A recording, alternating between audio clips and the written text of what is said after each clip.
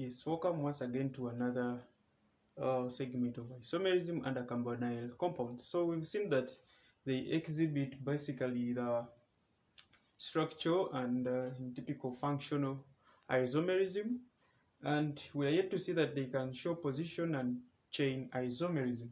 Well, in continuation with the isomers that can be generated from C4H8O, we very well saw in the other segment that we can have butanal and butan 2 on. So again, for the instance of the cyclic ethers and the cyclic alcohols, the same C4H8O can produce for us cyclic butanol, which is an alcohol, cyclic butanol. So it is cyclic in such a way it is like in a ring.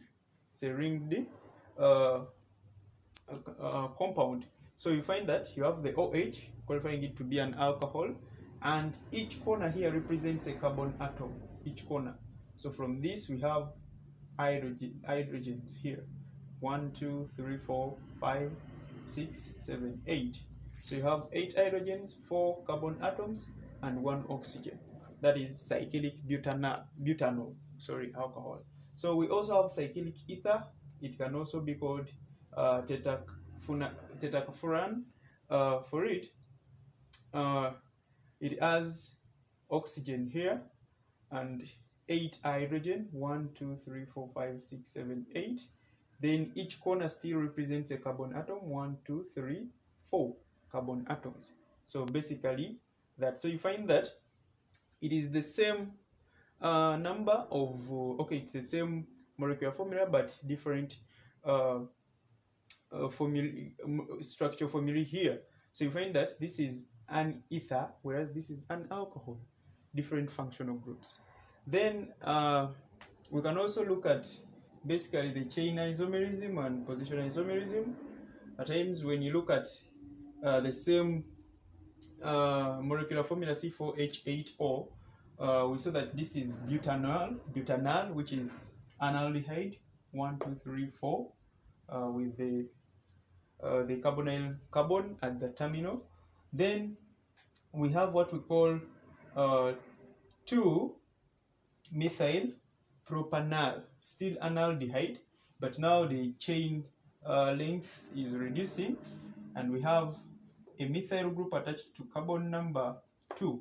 So we're numbering from the carbonyl carbon 1, 2, and it is having 1, 2, 3 carbons as the longest chain. So this is propanal, but with a methyl group attached to carbon number 2. So it is 2-methyl propanal. Basically, it is still the same molecular formula, but the structure has changed. Then we can have what we call butan 2 on. Basically, the carbonyl carbon now in position 2, and it is still butan because we have 1, 2, 3, 4 carbon atoms. So we can also have what we call tetrahydrofuran, which is an ether. You look at the position of oxygen here, and then the hydrogen and carbon. So this is a chain, and it is not cyclic as we saw tetracfuran or cyclic ether. So for this one, it is in a chain, so showing chain isomerism. And lastly, we have butene 4-ol, which is an alcohol. So for this one, you find that we have a double bond somewhere here, and then the OH. But still the number of carbon, hydrogen, and oxygen are still conferring to this molecular formula. So basically that is isomerism under the carbonyl compounds. You can find a question maybe to show all the isomers that can be exhibited by C3H6O. You can try out there that question. So stay glued to Easy Science International. Don't forget to subscribe. I remain your tutor, Ivan Serenjoji.